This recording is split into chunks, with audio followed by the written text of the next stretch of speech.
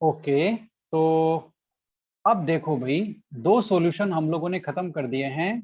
Gas in liquid, इसकी बात की थी हेनरी ने, और हेनरी ने अपना लॉ दिया था। ठीक है, फिर हमने डिसोल्व किया लिक्विड को लिक्विड में, इसको बोलते हैं सॉल्यूशन ऑफ वोलेटाइल लिक्विड्स। इसकी बात की थी राउल्ट्स ने, और राउल्ट्स ने अपना लॉ दिया था, एक ग्राफ दिया था अच्छा सा, ठीक है, जिसको हमने अभी भी डिस्कस किया है। अब एक और सॉल्यूशन बच गया, सॉलिड इन लिक्विड। इस तरह से तीनों जो लिक्विड सॉल्यूशंस है वो कंप्लीट हो जाएंगे। यहाँ भी सरप्राइजिंगली सॉलिड इन लिक्विड में हमें हमारे पास तीसरा कोई साइंटिस्ट नहीं है, राउल्ट्स ने ही यहाँ पर थोड़ा सा गेम प्ले किया है। राउल्ट्स ने ही अपना जो कॉन्सेप्ट है उसको एक्सटेंड किया है सॉलिड इन लिक्विड के लिए।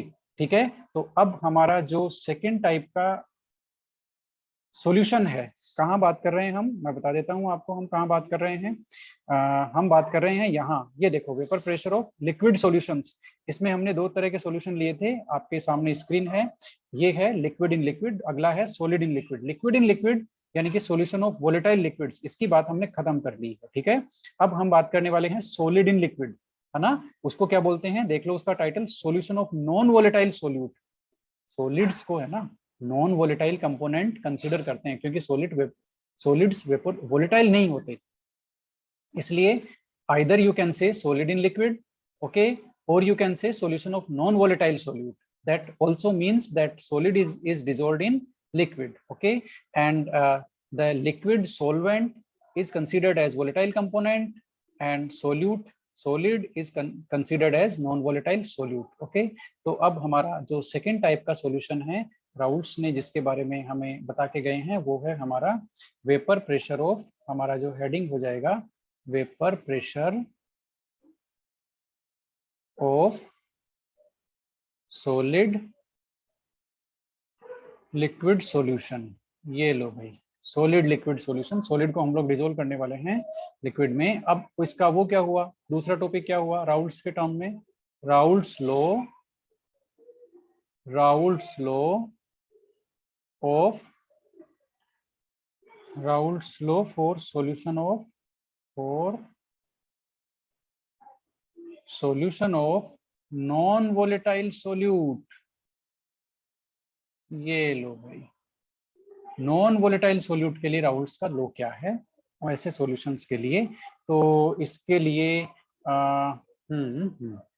यस, एक वो है भाई, एक मैं आपको सवाल एक पूछना चाहता हूँ, है ना। ये हमारे पास एक वो है,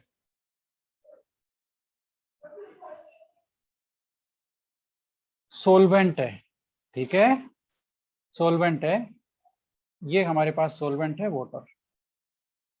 अब हमने इसमें सोल्यूट ऐड कर दिया, क्या, शुगर, ठीक है, शुगर सोल्यूट ऐड कर दिया। अब मुझे आप ये बताओ, इसका जो वेपर प्रेशर था, वाटर का वेपर प्रेशर, सोलवेंट का वेपर प्रेशर, वो सोल्यूट ऐड करने के बाद कम हो जाएगा या इंक्रीज हो जाएगा या डिक्रीज होगा, बताओ क्या फर्क पड़ना चाहिए, सोल्यूट ऐड करने से इसके वेपर प्रेशर पे क्या फर्क पड़ेगा, बताओ बताओ भाई, सोल्यूट ऐड करने से इसके वेपर प्रेशर पे क्या फर्क पड़ेगा, बताओ। डिक्रीज होगा, वेपर प्रेशर इसका डिक्रीज होगा, सॉल्यूशन का वेपर प्रेशर, सोलवेंट का वेपर प्रेशर डिक्रीज हो जाएगा, हम ये भी कह सकते हैं ना।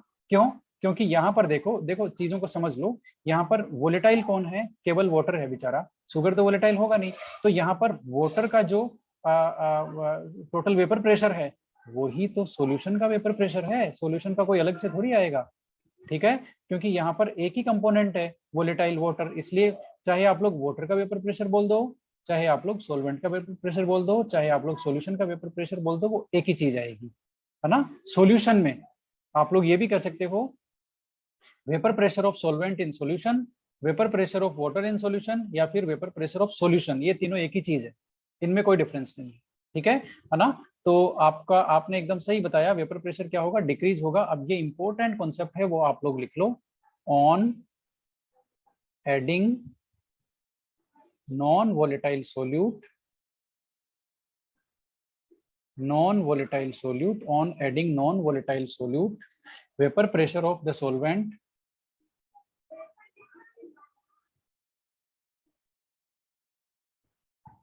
solvent always, ये always आ गया भाई, always decreases, always decreases, हमेशा ही डिक्रीज हो जाता है कौन, सोलवेंट का वेपर प्रेशर, जैसे ही आप उसमें नॉन वोलेटाइल सोल्यूट ऐड कर दोगे तो। ठीक है, इसका मतलब क्या हुआ, इसका मतलब ये हुआ कि आपका वेपर प्रेशर, देखो बात को समझ लो, वेपर प्रेशर किसका, प्योर सोलवेंट का, ये लो भाई, वेपर प्रेशर प्योर सोलवेंट का वो हमेशा ही ज्यादा होता है, always greater than vapour pressure किसका, सॉल्यूशन कंटेनिंग नॉन वोलेटाइल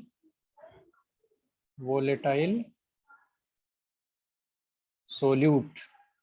सही बात है क्या, बताना जरा, सही बात है क्या ये, बताओ जरा। हमारे पास दो चीजें हैं, एक तो प्योर वाटर और एक शुगर सॉल्यूशन इन वाटर। ठीक है, दोनों में से हमेशा ही प्योर सोलवेंट का जो वेपर प्रेशर होगा वो हमेशा ही ज्यादा होगा, क्योंकि सोल्यूट ऐड करने से वेपर प्रेशर कम होता है, इंक्रीज नहीं होता, डिक्रीज होता है। बात समझ में आई कि नहीं आई, ये बात बता दो मुझे, हाँ ना कर दो, उसके बाद हम आगे चलते हैं, जल्दी से इसका एक एक्सपेरिमेंटल वेरिफिकेशन लेते हैं फटाफट। ठीक है, ये कैसे हुआ, ये हमें बताया है एनसीईआरटी ने।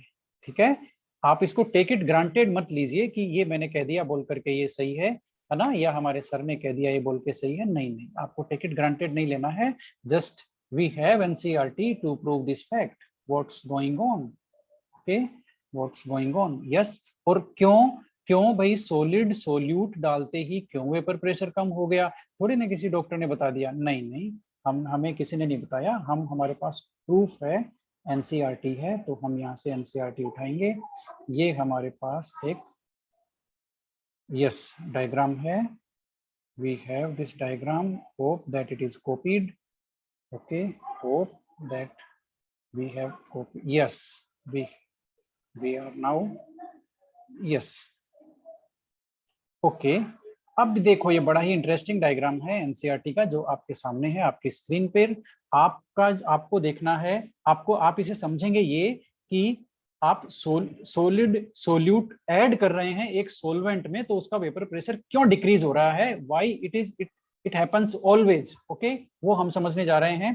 तो यहाँ पर एक केस को देखिए, एक case what says it is, मैं पहले पेंसिल कर्सर ऑन कर लेता हूँ और इसको फुल स्क्रीन भी ले लेते हैं, यस, ओके। तो आप ए देखिए, ए है प्योर सोलवेंट, राइट, बी देखिए, बी आपका सोलवेंट भी है और सोल्यूट भी है, यानी कि ये सॉल्यूशन है। ठीक है, अब ए सिचुएशन में आप लोग देखिए, इसकी सरफेस पे सारे के सारे मॉलिक्यूल किसके हैं, बताना जरा, सोलवेंट के ही हैं, सोल्यूट का तो कोई मॉलिक्यूल ही नहीं है, क्योंकि सोल्यूट इसमें है ही नहीं, तो सरफेस पे सारे के सारे मॉलिक्यूल सोलवेंट के हैं।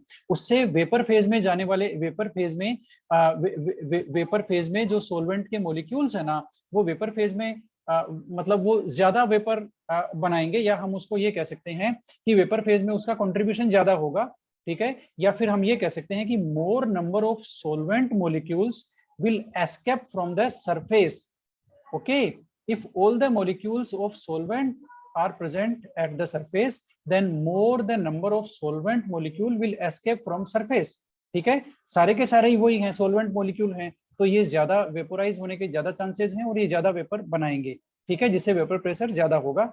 अब हम सॉल्यूशन की सिचुएशन देखते हैं, सॉल्यूशन की सरफेस पे अब आप देखो, अब हमने क्या कर दिया, इसमें सोल्यूट भी ऐड कर दिया, सोल्यूट हमने ऐड कर दिया शुगर। ठीक है, तो अब सरफेस पे सोलवेंट के मॉलिक्यूल तो है ही, देखो ये जो ब्लू बॉल्स हैं सोलवेंट के मॉलिक्यूल हैं, और इनके बीच बीच में कौन आ गए भाई, बताना जरा, सरफेस पे अब सोल्यूट के मॉलिक्यूल भी आ गए, ये देखो ये जो ग्रीनिश पार्टिकल दिख रहे हैं ना, ये सोल्यूट के पार्टिकल हैं। ठीक है, तो अब सरफेस पे सोल्यूट के पार्टिकल भी आ गए, इसका मतलब सोलवेंट के मॉलिक्यूल सरफेस पे हैं ही कम, तो वेपोराइजेशन भी कम होगा, तो वेपर प्रेशर भी कम होगा।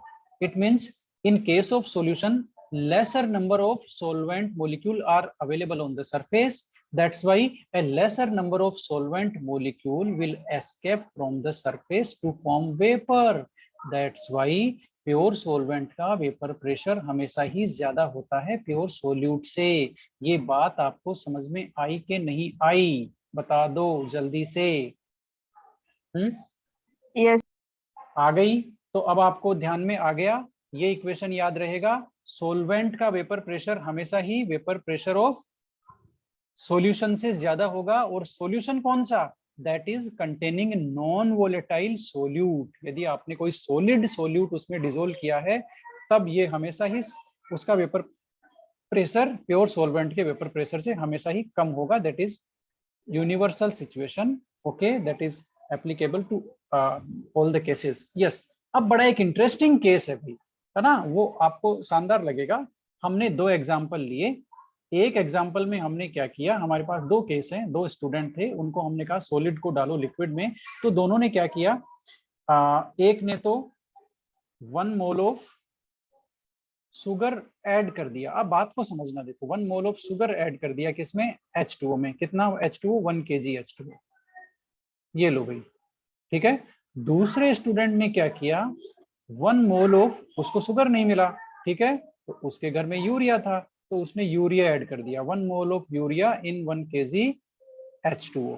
अब आप मुझे बताओ, इनके वेपर प्रेशर में कोई डिफरेंस आएगा क्या, वेपर प्रेशर और वो भी कौन सा, सॉल्यूशन का, कोई डिफरेंस आएगा क्या इनमें, बताना जरा, वेपर प्रेशर ऑफ सॉल्यूशन, इसमें कोई डिफरेंस आएगा, शुगर वाले में ज्यादा होगा या यूरिया वाले में कम होगा, या यूरिया वाले में ज्यादा होगा शुगर, कोई आएगा क्या, कुछ फर्क पड़ना चाहिए क्या, बताना जरा।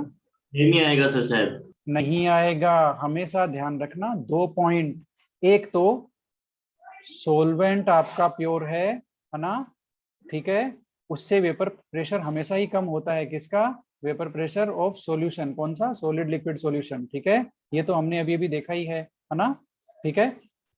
दूसरा पॉइंट क्या है, ये जो डिक्रीज इन वेपर प्रेशर है ना, that doesn't depend on the identity of solid of solute, solute की आइडेंटिटी से इसको कोई मतलब नहीं है, उसका नंबर सेम होना चाहिए। यहाँ पर 1 मोल आप शुगर ऐड कर रहे हो, 1 मोल आप यूरिया ऐड कर रहे हो, तो वो अमाउंट सेम होना चाहिए, 1 मोल 1 मोल। जब 1 मोल सेम होगा तो दोनों केसेस में प्रेशर सेम अमाउंट से डिक्रीज होगा। जाहिर सी बात, आप सॉलिड से सोल्यूट डाल रहे हो तो वेपर प्रेशर डिक्रीज होगा ना H2O का, वो सेम अमाउंट से डिक्रीज होगा। इसका मतलब ये हुआ कि decrease in vapour pressure that doesn't depend on the nature of volatile solute. बात समझ में आई, वो किस पे डिपेंड नहीं करता, बताना जरा। आप लोग लिख लो इसको, ये काफी इंटरेस्टिंग है। लिख लो, the decrease in vapour pressure of solvent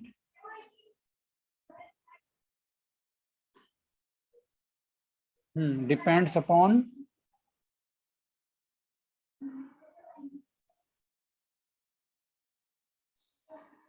quantity of solid solute की क्वांटिटी पे डिपेंड करता है, ठीक है ना, सोल्यूट की क्वांटिटी पे डिपेंड करता है, irrespective of the nature, irrespective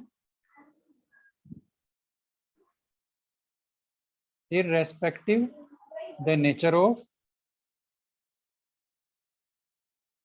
solid solute. ये लो भाई, इसका मतलब समझ गए, समझ गए कि नहीं समझे, बताना जरा।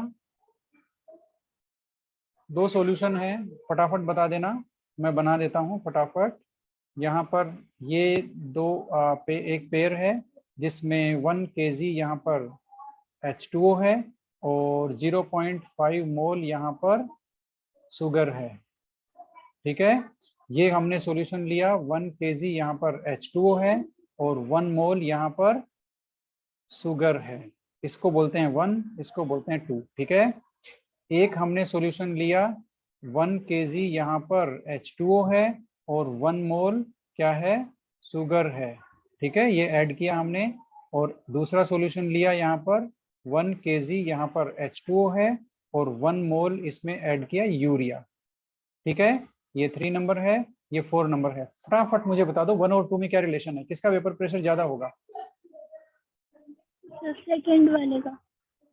यस, क्योंकि वो अमाउंट पे डिपेंड करता है, इसलिए फर्स्ट केस में हो जाएगा second, vapour pressure of second is greater than vapour pressure of 1, ठीक है, हो गया। अब इसमें बताओ भाई, यहाँ तो अमाउंट का डिफरेंस था, नंबर वन जो पहला पेयर है उसमें अमाउंट का डिफरेंस है, यहाँ पर नेचर का डिफरेंस है, अमाउंट का नहीं है। तो यहाँ पर क्या होगा, यहाँ पर दोनों का इक्वल होगा। सेम ही रहेगा वेपर, सर। हाँ वेपर प्रेशर ऑफ सॉल्यूशन कौन सा 3 equal to vapour pressure of solution 4। बात समझ में आ गई, ये इक्वल होगा। ये आप ध्यान रखना है पॉइंट कि वेपर प्रेशर उसकी क्वांटिटी पे डिपेंड करता है, न कि उसकी नेचर पे। ठीक है, नेचर पे नहीं करता है ना, बात समझ में आ गई, उसकी क्वांटिटी पे डिपेंड करता है। ठीक है, और हमेशा ही सॉलिड सोल्यूट ऐड करते हैं तो वेपर प्रेशर डिक्रीज हो जाता है। इसीलिए इसीलिए बॉइलिंग, और जैसे ही वेपर प्रेशर डिक्रीज होता है बॉइलिंग पॉइंट इंक्रीज हो जाता है। इसीलिए देखो, पानी को जब भी बॉईल करते हैं ना, तो उसमें यदि बॉइलिंग पॉइंट इंक्रीज करना है तो उसमें नमक वगैरह डाल देते हैं। ये यूजुअल प्रैक्टिस है बॉइलिंग पॉइंट इंक्रीज करने के लिए। आपने देखा होगा घर में दाल यदि बॉईल करते हैं तो उसमें पहले से नमक डाल देने से वो इजीली बॉईल हो जाती है। या एग आप बॉईल करते हो तो पानी में एग के साथ में क्या डालते हैं, नमक भी डाल देते हैं, ताकि उसका बॉइलिंग पॉइंट बढ़ जाता है, वेपर प्रेशर कम हो जाता है, बॉइलिंग पॉइंट बढ़ जाता है, और एग हायर टेम्परेचर पे गर्म होते हैं तो जल्दी बॉईल हो जाते हैं। इसलिए ये एक नॉर्मल प्रैक्टिस है घरों में, क्या सॉलिड डाल करके उसका वेपर प्रेशर डिक्रीज करना। ठीक है, क्योंकि वेपर प्रेशर डिक्रीज होता है तो बॉइलिंग पॉइंट बढ़ जाता है। ये पॉइंट हम देखेंगे बाद में, क्योंकि हमारे पास आगे आएगा ये सेम पॉइंट। ठीक है, अब ये जो सॉल्यूशन की बात चल रही है, कौन सा सॉल्यूशन है ये, सॉलिड को हमने किस में डिसोल्व किया था, लिक्विड। ठीक है, इसके लिए भी राउल्ट्स ने अपना एक रूल दे दिया है ना, राउल्ट्स ने इसके लिए भी अपना रूल दे दिया, और वो क्या दिया था उसको लिख लो फटाफट। सॉलिड इन लिक्विड के लिए राउल्ट्स ने क्या रूल दिया, लिख लो भाई। The vapour pressure of solution, vapour pressure of solution, ठीक है, कंटेनिंग नॉन वोलेटाइल सोल्यूट, ठीक है, containing non volatile solute is directly proportional to, ये कोई रूल नहीं है, देखो ये वही बात है, रिपीट हो रही है ना, is directly proportional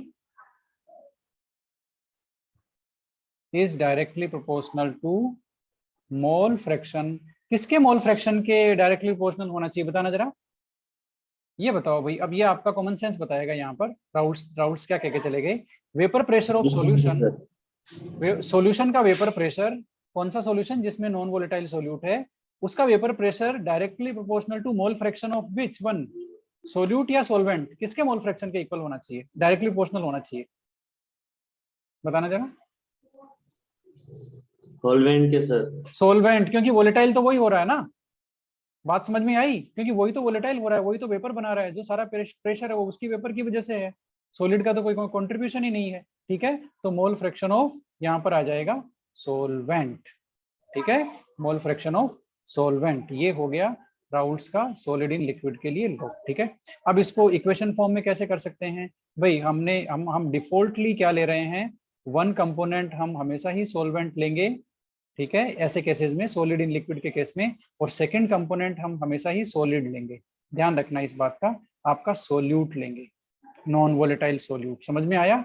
second component आपका सोल्यूट होगा, फर्स्ट कंपोनेंट आपका सॉल्वेंट होगा। इसका मतलब ये हो गया टोटल वेपर प्रेशर या उसका पार्शियल प्रेशर या फिर कंपोनेंट वन का जो प्रेशर है वो डायरेक्टली प्रोपोर्शनल किसके होगा, x1 यानी कि मोल फ्रैक्शन ऑफ कंपोनेंट वन यानी कि सॉल्वेंट, देख लो अच्छी तरह से।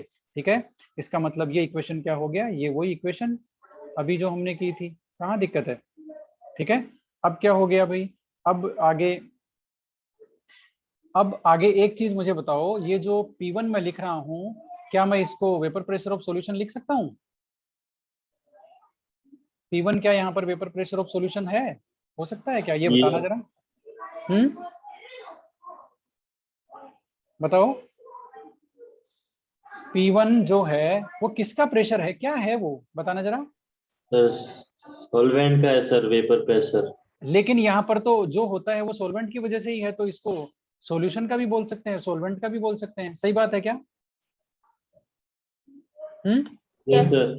ओके, तो अब देखो P1 क्या है, P1 है vapour pressure of solvent in solution, सही बात है ना, और वेपर प्रेशर ऑफ सॉल्यूशन, ये एक ही चीज है। सॉल्यूशन का वेपर प्रेशर हो चाहे सॉल्वेंट का वेपर प्रेशर हो, वो एक ही चीज है, क्योंकि यहाँ पर वोलेटाइल कंपोनेंट एक ही है, वो है नंबर 1, इसके अलावा तो कोई है ही नहीं। ठीक है, तो ये था राउल्ट्स लॉ। अब राउल्ट्स लॉ ने यहाँ पर भी एक ग्राफ दे दिया है ना, देना ही था भाई, क्योंकि यहाँ पर भी डायरेक्टली प्रोपोर्शनल है ना, कौन, वेपर प्रेशर और आपका मोल फ्रैक्शन, किसका, सॉल्वेंट का, क्योंकि सॉलिड सॉल्यूट तो आपका वेपोराइज होता नहीं है।